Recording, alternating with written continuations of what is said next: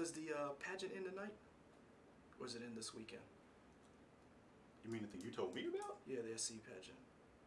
Based on what I just said, what do you think? I have no idea. Oh. You knew more than I did. Going live.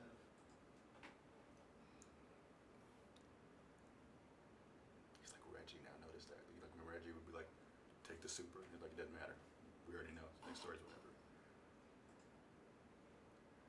And we may be live. I don't know. We'll see. What's up, Internet World? We're the News 19 Nerds. We're here live again for our next Press Play session. One day we'll hit 8 o'clock. For the fans that know us, we're a little late. It's okay. One day we will make it on time. When we say 8 o'clock, we will be 8 o'clock. I mean, Michael. it's 8-ish. It's 8-ish. I'm Michael. Leroy. I'm a Leroy. I'm a Leroy. Oh, Lord. Our special guest, Eric. Bam, bam, bam, bam. How do you pronounce your last name? Is it Woodard or Woodward?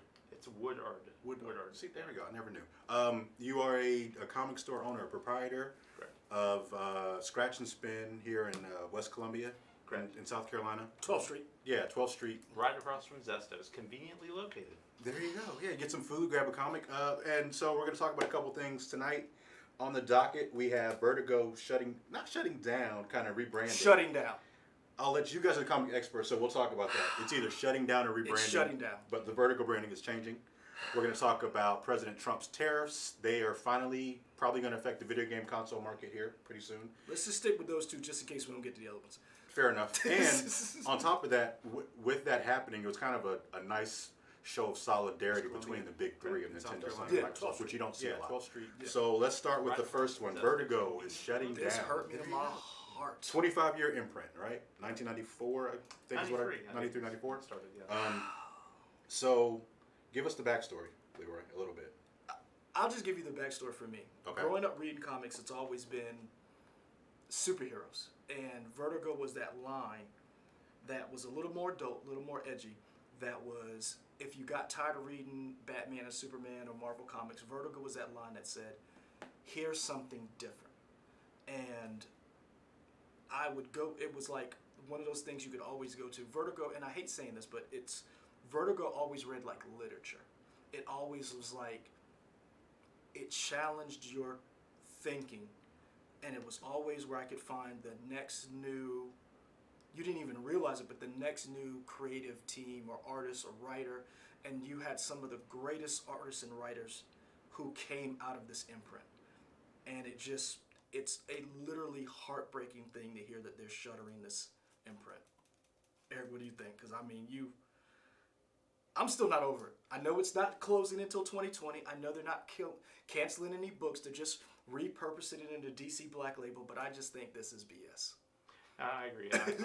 I like you, grew up and, of course, loved all of the classic superhero stuff. Mm-hmm. But in a lot of ways, I kind of compared Vertigo to heavy metal in the regards that, Heavy Metal magazine was something which was, of course, mostly European artists, European creators, and it definitely veered much more towards the adult side. But, with heavy metal, it's something where you couldn't always find it in, everywhere. You had to go to a comic specialty shop or back in the day, there were specific magazine newsstands. Sometimes you have to go to a nudie shop to go. Like right. you always, because you had to go to an adult bookstore, like very adult, to get it because mainstream people didn't carry it. Right.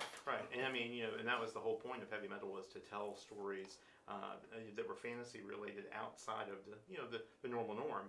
And I think that whenever they launched Vertigo in 1993, it was DC's hope to be able to capitalize on the growing aging audience. In other words, they realized that their consumer base was maturing, getting older, and would be able to appreciate and want more of a mature storyline. And like you said, some of the best writers and artists launched their careers at Vertigo. Neil Gaiman, Mark Millar, Grant Morrison, all these great guys that we all know and love. Yeah. Garth Ennis, Bill Willingham, Brian Wood, Jock who drew Losers, Jason Aaron with Scout, just recently Tom King with Sheriff of Babylon. Yep. And you had Brian K. Vaughan last. All right, so as the guy who was on the outside, I've heard of Vertigo, so I knew a little bit about it. But to me, I think one way to draw in an even larger audience are people who maybe don't read the books. They could be familiar with some of the shows that have come out from Vertigo. Not just the shows, but just the people. So just about everybody who wrote for Vertigo then went on to write mainstream comics. Right. So all of your, basically, A Gift for Superman. Alan Moore's story from when they restarted Superman. Was it him and John Byrne? Alan Moore? I believe so. Alan Moore wrote Swamp Thing and Constantine. Right. They literally would take people from Vertigo and then slide them into the mainstream. So Alan Moore, yeah, he cut his teeth on this, but then he would slide into, so he wrote some of the best Superman stories ever. Neil Gaiman, American Gods, Good Omens that you just watched. Also for me, Doctor Who with Neil Gaiman. He wrote Doctor Who. He wrote a couple episodes. Of Doctor Who. You got that. Jock, who drew The Losers with, I want to say it was Joe Casey, but I'm not sure if Joe Casey wrote it. But the movie we talked about, that was a Vertigo line, and it was just so amazing to see so many different, just stories you never would have considered, and these people who moved over from being this kitschy imprint to moving into mainstream. So basically, all of your mainstream stories came from these weird, and what Vertigo did was really usher in a lot of these British writers. Right. They would bring in, because remember, they were working on 2000 AD, and they would bring in these guys, these weird British dudes, Grant Morrison, and then they would write these books, and then they would go on to write all of the stuff that we come to know and love. So you wouldn't have never got Kick-Ass without Vertigo. You'd have never got, hell, half of the stuff you got right now, because you wouldn't have got Brian Hitch and Mark Miller, who did the Ultimates, who then went on the Ultimates, which is the MCU is based off of, because you wouldn't have gotten them because you'd never had them on Vertigo books. And you really have to give Shelley Bond and Kieran Berger all the credit. Those two ladies really pioneered and were the true brain power behind Vertigo. They recruited all these great writers that you're all talking about, and I think it was a major mistake whenever DC decided to let Kieran go. Now, of course, she basically just walked over to Dark Horse and opened Berger Books, and has launched a line, a bunch of new titles through Dark Horse. Now, of course, all those books are just now getting really started, so they haven't got the acclaim yet that, of course, like a Sandman or Why the Last Man or something like that has generated. But I think it's one of those things where she has the nose for the talent and the connections, and I think that's ultimately why DC is closing Vertigo. I mean, part of it, their official statement is it's a branding strategy. They're going to what they call sunset Vertigo, which is a nice way of saying, well, they're going to phase it out. And like you said, they're going to put all those titles under the Black label. But if you really look at what they've done so far, I was very disappointed from a retailer point of view and from a because the books are always late. Right. The book is always late, and I mean, their very first launch was Batman Damned, which was, and they really marketed that and trumpeted that as, being a revolutionary, huge story. And not that it was not a good story, it's just that they quickly collapsed. They quickly bowed to basically internet and media pressure, just because of one panel in a comic. That you would, and honestly, I read it. Didn't even notice that panel. Right. I mean, and it's because it's not a gratuitous. Nope. It's not something that is played for any type of overtness. I mean, it is definitely something which you've got to go and take. And if you read the book and enjoy the story, it's just part of it. It's not something that's done to be, like I said, once again, gratuitous. But I think it's because it was Batman, and that's why there was such a public. Because it got on the late night talk show circuit. And I want to say it was either Fallon or Seth Meyers who picked it up. And then it went from there to everybody else started noticing. Because I noticed it on Bleeding Cool, and then there was other people. And then I wanted, because I frame comics. I'm the nerd who buys multiple copies of a comic, one to keep just in case it goes overpriced, one to actually read, and then I'll buy another one and I'll put it on the wall. So I wanted one to frame. But I didn't buy. I just bought one, and I was like, I'll get another one later. Yeah, and it sold out, right? It sold out. Like, you can't buy that book for less than $50. Right. Yeah. And so it really sucks because if you wanted to read it or collect it, you can't do it because they literally pulled it off the shelf, and that's the only run they had. Now they reprinted it. With that part taken out. Which No, actually, they did not. You're right. They did Right. reprint it. Yeah, they were going to reprint it, but once again, the public pressure from the media actually made them decide not to reprint, and that's what drove the prices even higher on the secondary market. And then scalpers just came in and were like, oh, you want this book? Well, you must pay with your liver. Well, the big question is going to be, the third issue just came out, Mm-hmm. and now that that's wrapped up that storyline, the big thing will be when DC prints the special edition hardcover collection. Will it be edited or unedited? I'm going to go with edited. Yeah. I'm going to go with edited. But I agree. You talked about the shutting down. So here's two things. So I want to bring up this. I love Jim Lee, but I wish I could say what I want to say about this, what he said. Here's this tweet. Our decision to rebrand all content under the singular DC imprint is just that. Amazing books that comprise the Sandman universe will continue. Big plans for year 2. YA, pop-ups, and creator-owned comics will continue to be a big part of DC. No books are being canceled or going away. I really wish someone would challenge me on that, because that is a bunch of bull. Because reason why Vertigo is being canceled is because of Alan Horn. A lot of people don't realize Alan Horn asked, why are we not making more things? Wait, who's Alan Horn? Alan Horn is the CEO of Warner Brothers, Okay. who owns DC Comics. Okay. Alan Horn asked, why are we not making more television and movie properties out of DC Vertigo books? And the response was, because it's a creator-owned imprint. We're able to attract these creatives to come in because they own their work. And when they realized they couldn't option this stuff for every TV, for their DC streaming service, or whatever they wanted to do, they started reshuffling the imprint. And they started changing the contract. So people would come in, would have to sign a contract that says, DC can now use your stuff. We can't, and that's been the biggest things, and Eric, you can talk about this a little bit, that has effed the comic industry. These major corporations changing contracts. As if everybody remembers what happened to Bill Finger, everybody remembers what happened to Jack Kirby, and here DC was actually doing the good thing after they screwed over Alan Moore and said, you get to own your stuff. And that was kind of the reason that Image got started, right? Because they said they didn't want to deal with the big guys and made their own thing. And the funniest thing is, so as DC Comics screwed off all these people, Image was like, come to me, baby. Mm-hmm. I'm gonna let you have whatever you want. Right. So you have now all these books that are going to going to Image that are like, I can set up a Monstrous, I can set up a Weatherman, I can set up Assassination Nation or Bitterroot, and I don't have to go to you because you're not going to screw me over. And that was the beginning of the end. That's how Karen Berger got fired, and then Shelley Bond, who was her successor right after her, got fired. And it all started with that. And Karen Berger even said, here's a tweet from her: corporate thinking and creative risk-taking don't mix.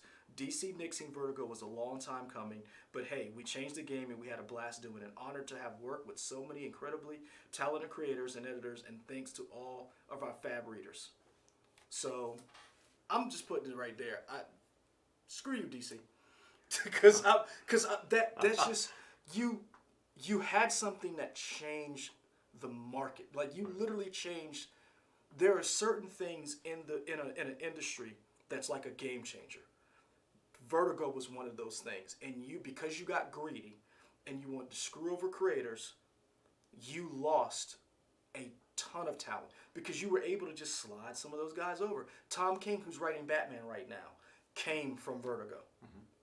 You were able to pull him away from Marvel because he wrote Vision. You were able to get him because you were able to say, hey, Vertigo is where we want you to be. You can do this stuff. You're screwing over yourself. So we talked about Vertigo rebranding, but we haven't talked about the fact, I guess I was reading, it's not just Vertigo, right? It's also DC Zoom and DC Inc. Mm-hmm. Right. Yeah. And explain that to those who don't know what those brands are. I thought we had some of those books over here. Right. Yeah, basically a DC Zoom and Inc. were generally made for the kids' books and for the young adult audiences. Okay. And what DC's wanting to do is they're wanting to go and take, their official word is they have the main DC label, then they're going to have the black label, of course, like what we talked about with more of the adult content, and then they're going to have what was it? What's that other? It's going to be called DC Kids, and DC Kids is basically where they're going to have like the young readers and the young audience books. Okay. And that's something which I have to give DC props. They've done a really good job reaching out to that young readers audience, to kids, and trying to produce a product that's definitely easily to access, You get a one and done storyline, and it's also the content and the way the story is written. It appeals to kids that like manga, that are definitely coming along and are exposed to so many different versions of superheroes now because of the television series, the DC line of television series, because of all of the, I guess, sci-fi and fantasy media that's out there. I think it opens that to new readers, and I think DC's trying to take their classic characters and basically give you a new version of them. That way, those type of readers can be pulled in and then find, like a Mira or a Raven, like those books there, and then be able to use that as a segue and get them into DC's main line. I'm gonna be honest with you. I agree with you. I didn't even think about it until you said manga just now. That these books really look like. Remember? Yeah. They have like a manga feel. They're very small. Digest and I will say what made me think of Jet, the magazine. Oh yeah. The art in these is honestly, I don't want to say it's better than some comics, but I mean this Catwoman. It's a different art, style, so you don't necessarily see stuff. But like this that, which is art, cool. this Catwoman art, and then another thing I've noticed too, that they've gone out of their way to not only get female writers, but they've gone out of their way to get New York Times best-selling authors. Right. Danielle Page, Lauren Miracle. I forget who's on Cami the. Garcia. But a lot of these women have already know how to tell stories. Right. So, you know what? Screw only half of you, DC. I agree with you. I take back half of my screw comment because you're right. These are. You're evolving in this live stream. But you have, man. I'm still mad. I really, because one of my favorite books of all time is Pride of Baghdad. I'm not gonna lie, I sniffled a little bit at the end of that book. We Three, those are some great stories, and for them to just say, "F it, we're just gonna roll it into DC Black Label," because like you said, this is DC Black Label, and I'm not knocking it. I'm not saying it's not bad. But this is a Batman book, and it's not this. Right. Unfollow is like a weird. There's nothing out there like the Vertigo books. There's nothing out there, and you're only seeing this. So like not even Image. Image is trying, but it's like Image is still getting there because like they got some good stuff. Saga, Ex Machina. East of West, they're right there. But Vertigo was the ones who were like, here's a book right here. Basically, imagine, here it is. Larry Farrell invented a revolutionary social network that connected the lives of millions of people and made him one of the world's richest men. Now the reclusive founder of Headspace, basically Facebook, or Twitter, is dying. But before he gives up the ghost, he's willing to give away his entire fortune of 140 randomly selected users. Plucked from every corner of the globe, the winners of the history's biggest lottery are spirited away to Pharaoh's private island to learn the unsettling terms of their sudden enrichment. Though the 18 billion has been divided equally among them, if any of the 140 happen to die for any reason, the disease share will be automatically be distributed among the survivors. Yeah. Imagine like a taunting. Yeah. Come on, man, like that. You and 100 other people. You get to split up $18 billion. Mm-hmm.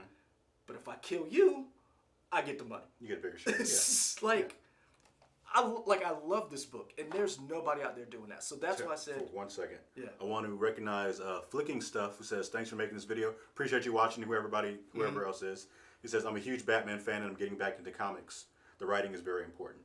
Tom King started with Vertigo. I mean, I cannot get over the fact that they're canceling this. And again, Eric is right. These books are amazing.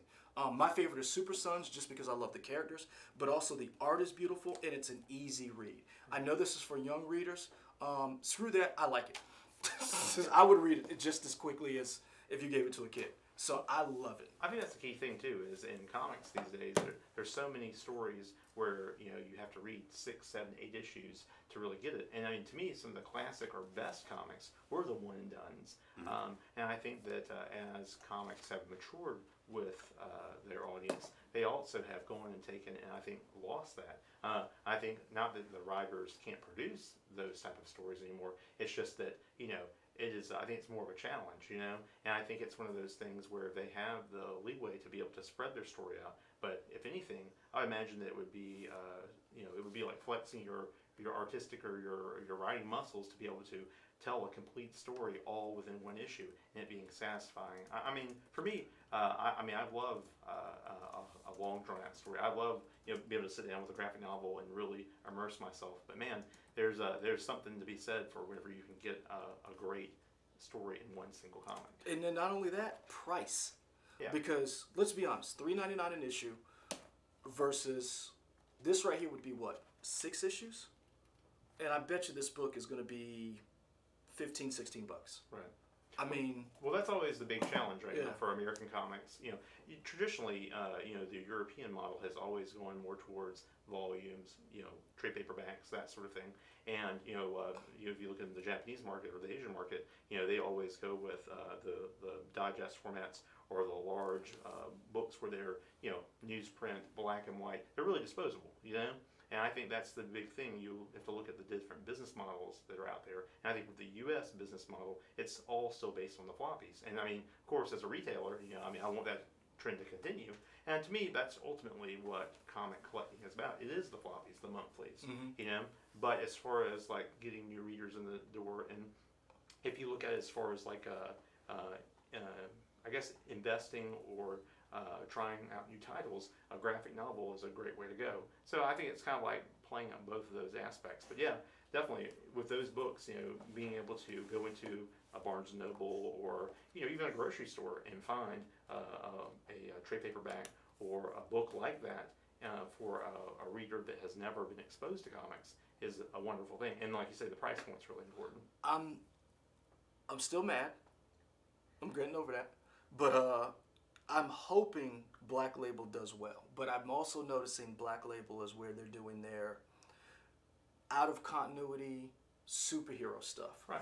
And like a what if type thing or something? Yeah, like Elseworlds. And you Okay. already have an Elseworlds imprint. Right. I don't need it in Black Label. I want Black Label to be Vertigo. Right. And that's not necessarily me saying, not my comics. I want to read my superhero stuff, but I also want to read something that's going to make me think.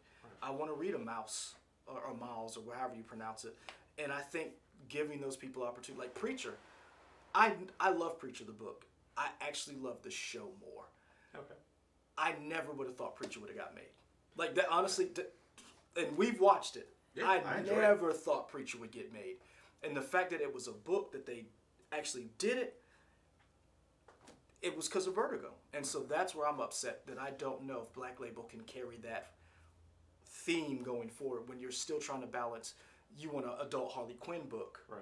You want an adult Batman book. You want an adult Superman where Superman Clark Kent is kind of creepy in that book. So that's my 2 cents. No, I agree with you. I think once again, like what Karen said in that tweet. I mean, I think that DC, because of course they're owned by Warner's, they are going to be much more careful. You know what I'm saying? They're going to be much more. I mean, they're reactionary. In other words, just like what we were talking about with Batman Damned. Mm-hmm. That was the first of that line. It's not like they didn't know what they were going into. They trumpeted and really pushed that Black Label was going to be the stories that you would not see any other place. I mean, that was the whole point of the book. I mean, the format is magazine size. Yep. They're trying to make it stand out, trying to make it different. And I think going with the perfect bound format, it is very reminiscent of the European bound volumes. And I mean, I think that the fact that they're doing, Batman, that they're doing Superman, and like you said, Harley Quinn's coming out, I think September or October. Mm-hmm. I kind of almost feel like, if they are going to fold Vertigo over into Black Label, they need to kind of like have some better representation. You know what I'm saying? They need to get some of these Unfollows and Sandman stories and things like that and kind of mix those in. That way, in other words, it's setting a precedent for the retailers and for the consumers to know what's coming. Because if all they're doing is basically doing, PG-13 or R superhero stories, I mean, technically speaking, they're already kind of doing that anyway. It's nothing new. It's nothing. It's just more expensive. Right. It's more expensive. Yeah. And I mean, DC. Now we're talking about being angry with DC. Now I'll say this from a retailer's point of view. DC. I wanted to ask you about what does this mean for a retailer in terms of this rebranding? How does that affect you, like as a retailer? What does that mean? Well, I don't necessarily think it will be a bad thing because I mean, people are still going to buy their Batman books, they're still going to buy their Superman books, but I think where it's limiting is once again for the creatives, the people that actually produce these books. If DC truly does not support Black Label and if they cave into the media, if they cave into I guess whenever one person gets upset over something simple, then that's not really allowing the growth, the creativity, the room that Black Label's supposed to afford, to their creatives, to the readers, and I think that's where they're going to suffer. Now, as far as like overall, from a comic shop point of view, it's not really necessarily going to hurt sales. I mean, because the bulk of their sales are their mainstream books. As they rebrand and go to DC Kids, and Black Label, I would bet to say that still 90% of their revenue is going to come from the main DC line. Yeah. So that's not changing at all. What I was going to mention a second ago was where I'm kind of upset DC is doing for a cash grab. They're actually going and starting their B covers. They're upgrading the cover stock to card stock, and they're increasing the price to $4.99. So a standard regular Batman comic, which normally is $3.99, they're going to have these B covers that are going to be $4.99. And weren't the B covers the same price as the regular covers? Right. And that's why I feel like it's a total cash grab because, in my experience, as I mentioned before in our interviews, I have been on the publishing side of comics as well, and upgrading to a cardstock cover is like very minimal, very minimal as far as cost, especially when you're printing 50,000 copies of something. It's going to be even cheaper, and the fact that they're increasing the price by $1, it's a cash grab. Yeah, and not giving you any extra content, man. I mean, as a consumer, that makes me upset. As a retailer, it worries me because, of course, your average comic consumer only has so much money each week to spend. Right. If anything, DC should look at going back to their $2.99 promise. I mean, I'm happy that DC has gone and taken and really stuck to their twice a month. Those books have come out on time. They're great quality. DC has really been consistent, and I truly appreciate that as a reader and as a retailer. But man, the price increase is just, I think that's worrisome. Yeah. Speaking of prices, because I almost said it. I can complain about this for a while. But speaking of price increase, Wait, are you switching to the topic? Yep. Because I wanted to talk. Go ahead. Give a shout out to Damien Estrada, who says comic books are way more better than these dumb movies and TV series that give hype in the trailers. When they come out, they suck. Like the Suicide Squad. Well, okay, let me go to why Suicide Squad sucked real quick. The Suicide comic was great. The movie would have been great, but if we go back and look, and you can see some of these articles, there were a lot of studio notes from up top, from executives that wanted to change the actual movie. So you saw things that was like, it didn't make sense. Those were studio notes. So you're going to see James Gunn is going to come in, and it's going to mirror the comics more so. So that was part of the reason why that movie didn't work as well. I love the books. I do. I will not stop buying them, contrary to what my wife wants me to do. She's going to say, thank you for that, Eric. I'm not going to stop buying them. I'm not going to stop reading them. Even if I stop watching the movies, I will still buy the books. And so I am all for that. If you're looking for good books, go to your local retailer, local comic book store, talk to your managers there, whoever's working. They will put you on great books, or go to your local library. All these books right here, I get from the library. I mean, I literally have 17 books out. And so you're happy about this whole no late fees now, right? Son, I don't even want to say how many fees I have Yeah, before they kick. yeah. I haven't checked my account, so I don't know if it's like. Yeah, I wonder if you have late fees, if they cleared them, or if you have to pay them. I don't know. Because if they did, man, you ain't getting these books back for a while. Yeah. All right, so go do your segue. Sorry. Speaking of cash grab and spending more money. So, President Trump's tariffs have finally hit the video game market. Possibly. More than likely. It's not official, but more than likely. You know it's coming. It probably. But for a local angle for people in Colombia, we did run the story on the news about the first round of tariffs, and it was hit a TV plant. Yep. And then they asked for a type of they asked for like a reprieve or like a special exemption. The element plant. And that exemption did happen for them. I was trying to think. So it is possible that some exemptions could happen for certain parts of video game consoles. It's more than likely it's probably going to Now happen. you said so. Go back to your thing that you talked about at the beginning, the big three. What was that? Okay, so essentially Explain the story we're talking about now is the ongoing trade war between China and the U.S. continues, and the latest round of proposed tariffs from President Trump, the 25%. Some of those goods are going to include parts that are used in video game consoles, and in a crazy case of solidarity and unity, Nintendo, Microsoft, Sony, the big three video game console manufacturers, they sent out a joint statement saying, please don't do this because it's going to affect the consumer in terms of you paying more and also people losing jobs. The number I heard was $840 million this year alone. That's wild. I mean, that's so crazy. Hold on, but as a retailer, there's somebody over here who's probably excited about that because that means the secondhand market is going to be great. I agree on that. And I think that people, like I said, like what we talked about with comics and the price increases, I think that, of course, that will drive people to the secondary market, people looking to do trade-ins on different video game systems and games.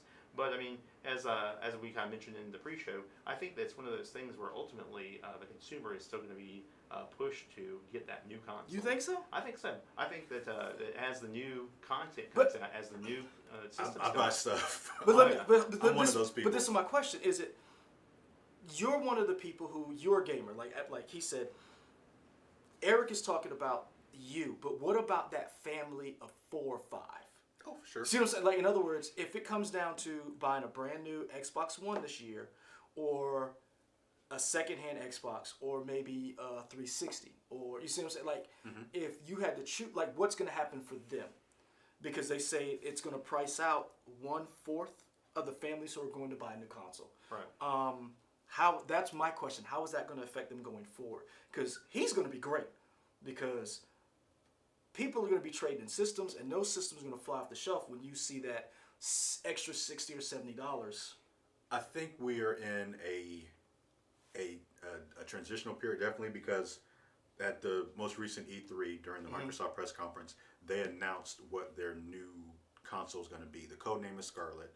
They talked about Project Scarlet has all these crazy details. It's probably going to have ray tracing capabilities. It's going to do. It's a fancy term for lighting effects, essentially, like super fancy lighting effects, not done through a processor or not done through software. But why did they just say that?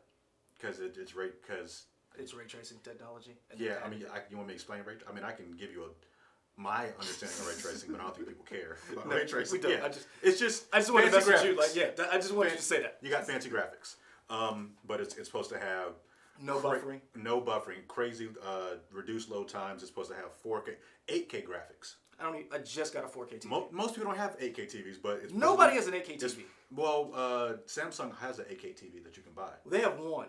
I'm just saying, you can buy it. Nobody has it. Because at CES, there was like maybe a couple of them. Right. How many of y'all out there have 8K TVs? 8K TVs, yeah. So it's supposed to be 8K capable. It's supposed to have 120 frames per second.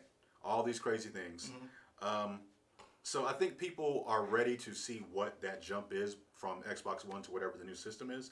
So I will think you see the hardcore people like me jumping day one to get it. How many people is that, though? I mean, it's enough that I think it's enough that, it'll be profitable. It's not, these tariffs are going to hurt, but I still think Microsoft, Sony, and Nintendo are going to still be able to make money. Because what I'm thinking is he's going to make money.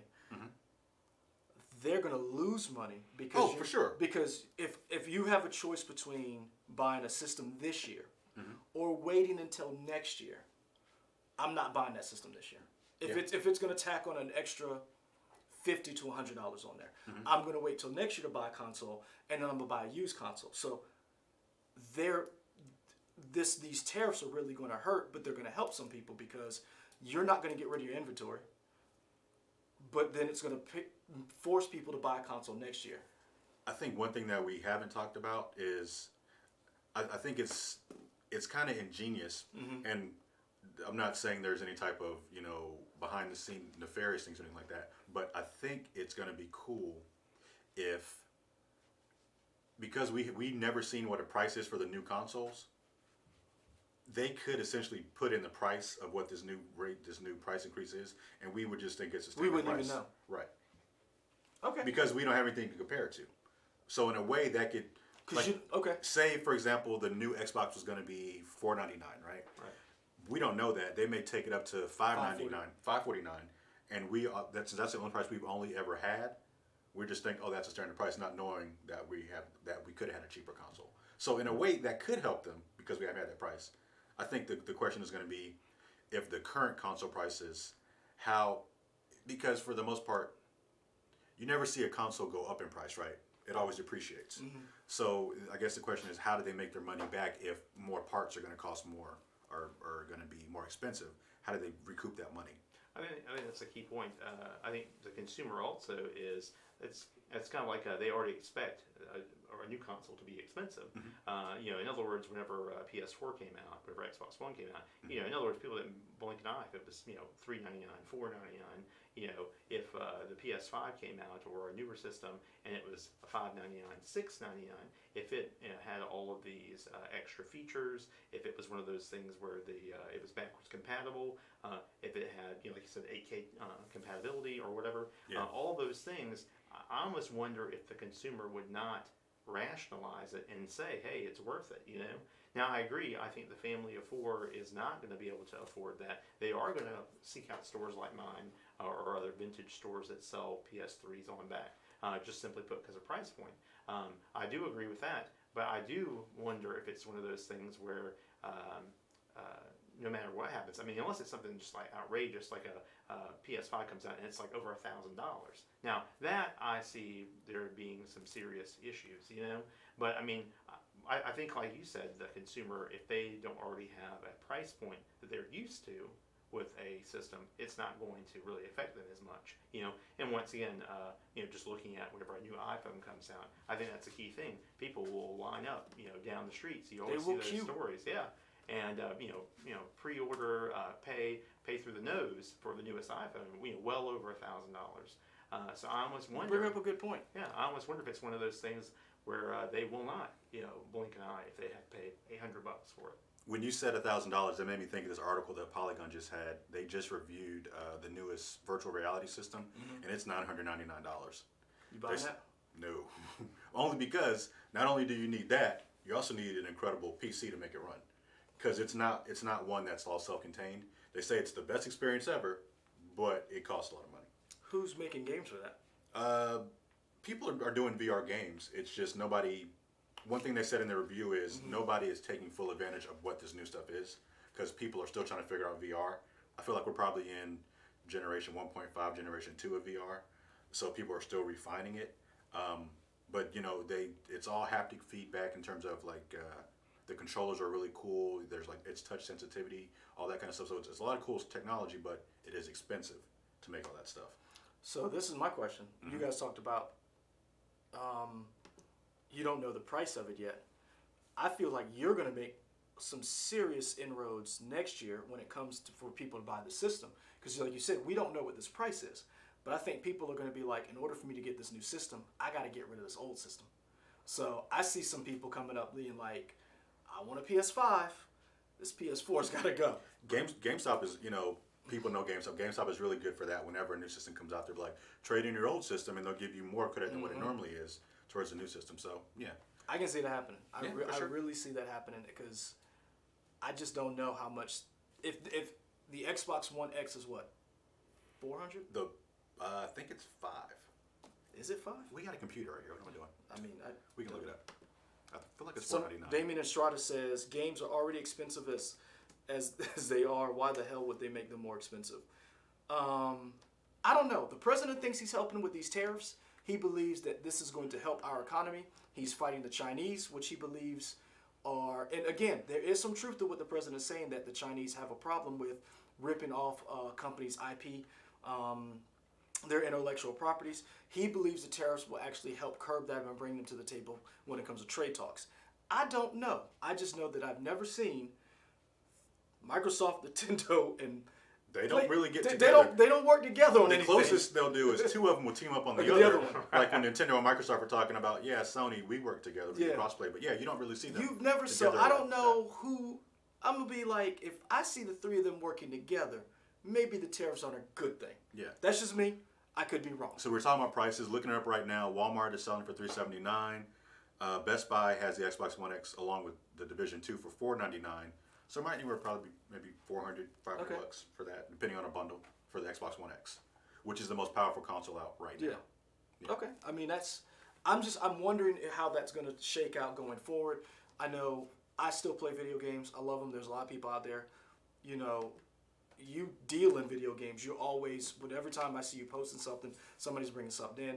But I really see people going back to buying retro consoles, buying 64s, Nintendos, Genesis consoles, because you don't have to deal with this. They always work. There's a plethora of games out there. The resale market is great. Side note, keep what? going. And there is no hooking it up to the internet, always on connection. It just plays. Right.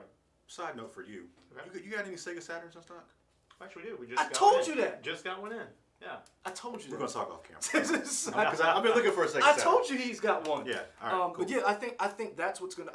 In my opinion, I think you're gonna see a lot of that. You're gonna see a lot of people buying more retro consoles because I love Division. Thank you, by the way. That was my wedding gift. He got me Division 2. Nice. But it has to have an always-on connection. Mm-hmm. Anthem. You paid $70 for a game that did not work, and people aren't happy with it. It's working better now, but it's still is, not great. But I'm glad I paid $20 for it. But Right. think about it.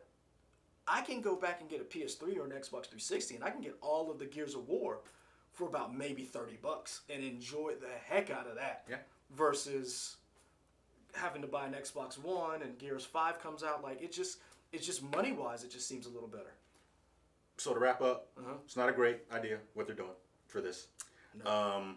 But again, it's not official. It's probably going to happen, but it's not official yet. I don't think, or I don't know when the actual tariff hike will go into effect. It hasn't been finalized yet, so No. they were still working that out. So we'll see what happens. Maybe he's threatening people, and Uh-huh. then somebody will make some concessions. Yeah.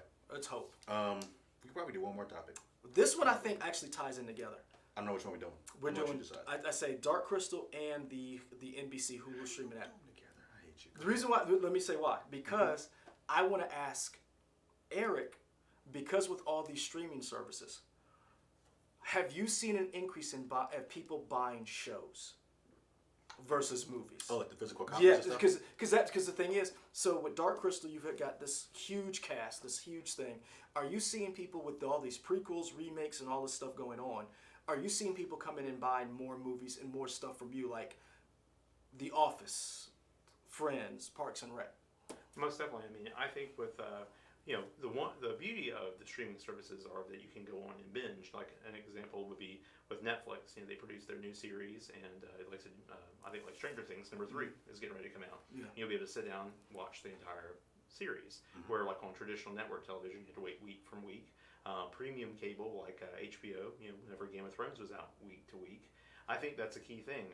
People do like being able to binge, and I think that's why, as far as physical media sales, we've seen actually an increase, and we've actually seen a lot of interest in physical media sales again, because I think people inherently want to watch at their leisure, and as these larger companies basically all jockey to move towards getting a streaming service. You were mentioning the whole NBC deal. NBC is basically coming late to the game. You've got established players like Hulu, Amazon, and Netflix out there, and you really have to see how brilliant it was and smart for Disney to purchase the Fox deal, because Fox had controlling interest in Hulu. Yep. And one of the key things was Disney was wanting to get into the streaming market. Disney has always been very progressive and looking forward, which we could talk about their whole model on marketing films and how they're really looking to eventually cut out the theatrical run, or if anything to limit it and enhance it. But back to the original question, Disney. Wait. You think they're going to cut out theatrical runs? For some movies, yeah. I think it's one of those things where Disney, if anything, they're the ones that pioneered the idea of what they want to do is they want to produce a film, market and promote it all within one loop. Okay. What's traditionally happened is they've spent the money on making the film, they spend the money on marketing the film, and then once the film has its theatrical run, they have to start almost all the way over again, remarketing it for home video. Yep. And they don't have to do that anymore. Right, and that's what they've been slowly moving towards. In other words, they produce the film, it comes out to theaters, and within a month's time, it's going to be available like on video on demand or at Redbox. Then it'll come out on DVD or Blu-ray and streaming. In other words, their model or idea is that they'll be able to produce a film, completely profit off of it, marketing it and pushing it one time over, say, like a 2-month or 3-month period. And not only that, I think it's working because, perfect example, I took my wife to see Aladdin. It wasn't my top choice, but I drag her to every Marvel movie I can. So I figured I can go see Aladdin, Will Smith's in it. We went to see it. I liked it. I really did. On the way home, she was like, I want to watch the original. I thought we had it. We didn't have it. So I was like, well, I'll rent it or buy it online. I went to every streaming service. Guess what? Disney had pulled it. Right. It was you could buy it. You couldn't rent it from Amazon. You couldn't get it on Google Play. I did not see if it was on iTunes because iTunes was acting crazy. But you could not stream it anywhere. Right. You could do Aladdin, whatever, Jafar's movie, whatever that was. Aladdin 2 or something? Yeah. You could do all, but you could not do the original Aladdin. Right. And so I'm with you. I think Disney, for certain movies, they're going to cut out the theatrical thing because they're like, if you have a family of 4, it's $40 for 4 tickets. You got a crumb snatcher who wants snacks, food, whatever. A movie-going experience for a family of 4 is $100. Yeah. Could be. Yeah. I get you the brand new Lady and the Tramp. You pay $8 a month. Guess what? You can see it on your big screen TV at home, and you can sit at home, and you can pause it and go to the bathroom. You can do whatever you need to do, the comfort of your own home. Yeah. And I think this NBC Universal deal that they got, I think you're right. I think they're late coming to the game, and I think they are going to be the ones, the odd people out, right along with Apple. Well, I think that with, now I'll say this, in the articles I've read about the NBC deal, now they're coming at it very much from an intelligent point of view in the regards that they realize that they're late to the game. So what they're going to do is they're going to provide their service for free, which Ad is sponsored. right. Now, see, that's the key thing. Now, they will have ads. They're going to generate revenue through ads like traditional network television, but it's one of those things where, once again, the consumer is going to have so many choices for streaming, and each one's $10, you know what I'm saying, or more, now Disney's coming into the game real strong. I think they're going to start their service at, was it $6.99 maybe? $7.99? Right.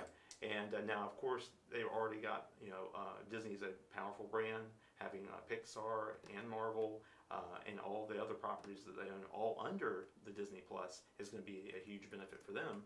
But I think the key thing, though, is with the NBC deal is that they know this. They know that a lot of their key content has already been licensed out to Hulu or to Amazon. Now, I think if I remember correctly, when I read the article, they're pulling, was it The Office, I believe? The Office is getting pulled and going to be on NBC Universal exclusively for 5 years.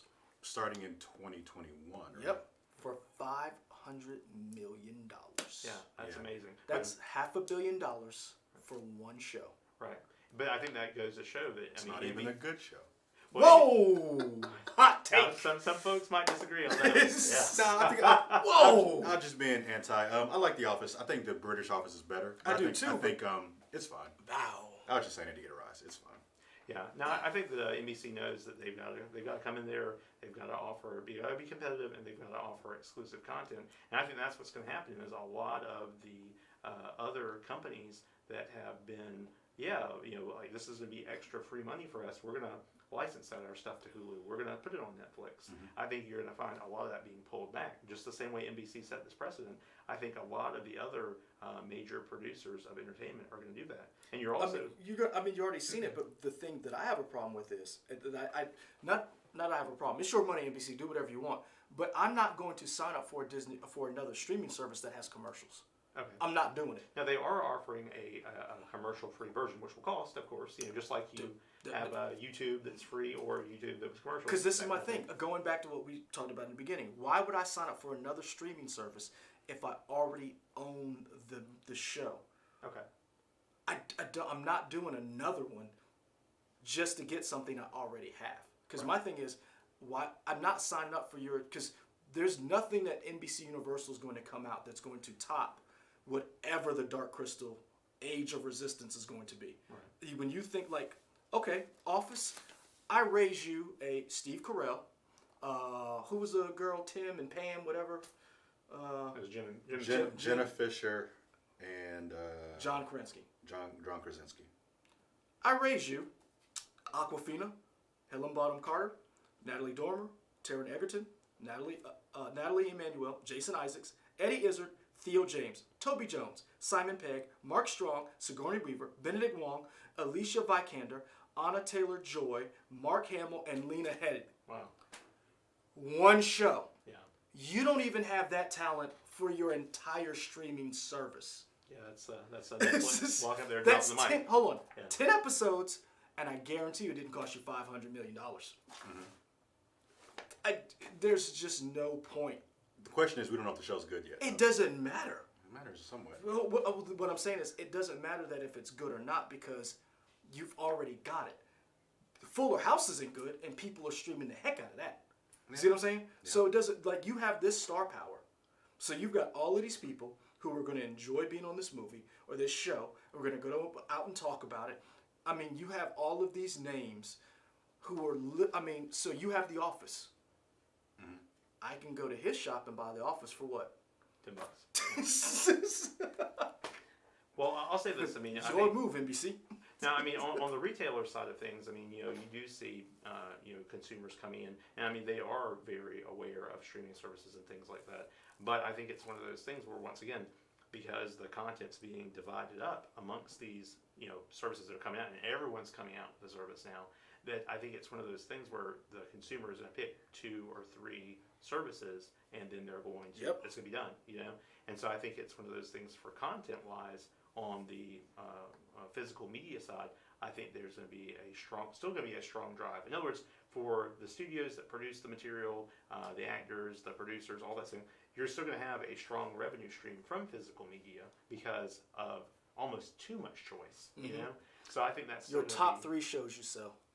Oh, it got to be. I mean, if you look at like just classic stuff, are you talking about like classics from I'm just back talking in the day, or just in general? Top 3 shows you sell that you see that people, no matter that what, everyone buys. Everybody buys. Well, it's definitely the things that across over, like Supernatural. Supernatural we sell all really? the time. Yeah, that is huge. Great. Yeah, I did not realize. I wouldn't have thought that would have been the one. Yeah, 15 seasons strong. Supernatural is a huge series. It has, of course, its highs and lows, like any show that's run a long time, but consistently it's always been good. And it has a rabid fan base. Okay. So yeah, that's a huge. So Supernatural, Supernatural's huge. Yeah. What's we also sell a ton of Lost. Lost has never lost its popularity. Yeah. Lost is one of those shows that we constantly get in and sell all the time. I think it was because once again, great writing, intriguing story. J.J. Abrams. Okay. J.J. Abrams. Yeah, exactly. There were lots of classic shows, things that you would see like on MeTV, like Batman '66, Love Boat, things like that always sell. But if you look at like just consistent sellers of more current or modern media, Lost, like I said, Supernatural, all the American Horror Stories, all those are really, really popular. Yeah, all those.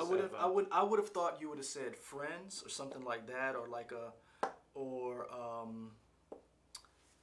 don't know if Cosby Show was still selling. I think with all the controversy with Cosby, that's actually something which I would say would have been definitely a classic. But yeah, with since all that stuff has come out, it's definitely hurt overall sales. And I think even like his comedy albums and things like that, which were all pretty pretty traditional, which were all pretty clean. You know what I'm saying? And family friendly. Just what he did wasn't clean. Yeah, I think that has that's moved people away from that. That's what I'm thinking right now with NBC Universal, because my thing is I'm looking at price. Is $500 million worth buying that when, again, The Dark Crystal, Age of Resistance is a prequel. You already got the movie. I have the DVD copy. 10 episodes. It's puppets. It's the star cast. I just don't see the comparison. I understand you can sell ads in the show. It's a known property. But I wonder is, back to what you said, and it makes me think, was Office that good, or was it good because it was streaming and you could put it on in the background? I mean, a lot of people will watch stuff. I know I have shows that I really don't care to actually really watch the story. It's kind of want to like almost veg out and just pop it on. You just want something like almost like white noise, and it's comforting. Some people will pay to have that comfort. But this is my question. Will people pay to go with you for that comfort? Or will I just pick another show that's already on the streaming service I have?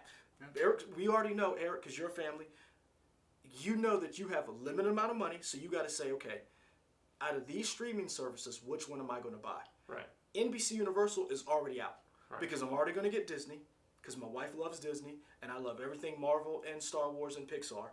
We're probably going to do the Warner Brothers and Netflix, and we'll find somebody and we'll split up Hulu. Right. Like, I'll buy this, you buy that, we'll share passwords. NBC Universal, Apple, you're on the way out.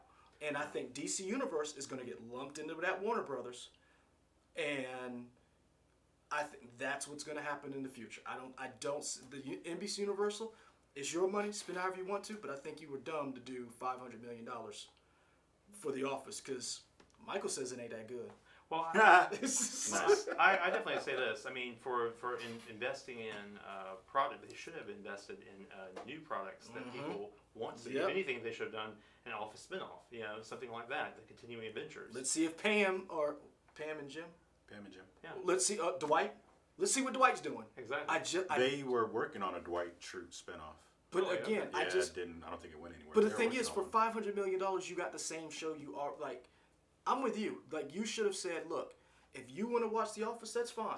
Go to Netflix. But if you want to see these characters again, right, you got to come back here. And that's the big thing. I mean, there's so many shows that are revival shows, like you're talking about, like what was it, Fuller House, that kind of thing. People, especially, everything is now marketed towards the millennials. It's all about what the millennials want, and millennials, not just millennials, everyone loves nostalgia, but specifically the people in marketing believe that the way to go, the way to reach a millennial's heart is through the nostalgia. Again, in other words, that's why everything's like so 90s and that kind of thing, because they're trying to market towards that. What I'm trying to figure out is why are the millennials watching The Office, and like why I don't understand those shows. Like, why those shows are they streaming? That and Friends. I don't get that. Like, I can get other shows. I don't understand that one. But I'm just trying to figure out if I had my wish. I'm going with this sight unseen. What is this? Dark Crystal. Okay. I'm going with this Dark Crystal: Age of Resistance, because again, what other movie has Awkwafina and Sigourney Weaver in? Yeah, I mean, you have a point. I mean, the point is that it is new, interesting, original Eddie content. Izzard's in this. Yeah. Theo James. Jason Isaacs. You already said these names. Underrated. Jason Isaacs. Okay. Mark Strong, who was a great Sinestro. Horrible movie. He was a good Sinestro. The best part of the whole movie. I mean, I can. I'm a little mad though. Kind of want to see Natalie Emmanuel. Oh, like actual see her? Yeah. Because I mean, it's pretty much why I watch Fast and Furious. Those are great. Oh, Fast and Furious 9 is shooting. Woo! All right, guys. Mark Hamill's in this. Yeah. So we talked about a bunch of stuff. You guys got any parting closing thoughts? Screw DC. Okay. Well, you don't have to be that angry.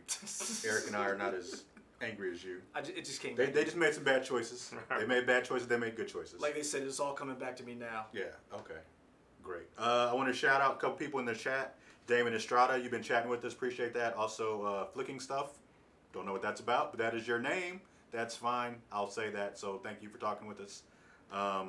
Eric, thank you for being here. Thank you for always having me. I always appreciate you guys giving me a shout out and give me some information. I'm always interested in all the things that you guys post and the things that you cover.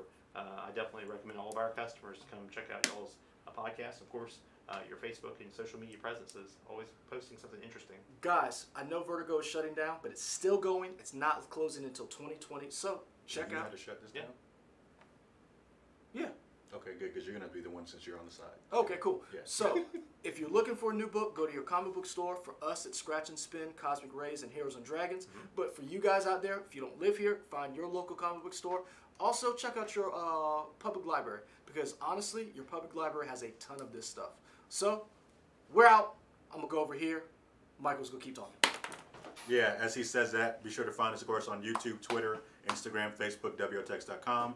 Like, comment, subscribe. We will be back next week at hopefully 8 o'clock Friday. Maybe. We'll see what happens. We're out.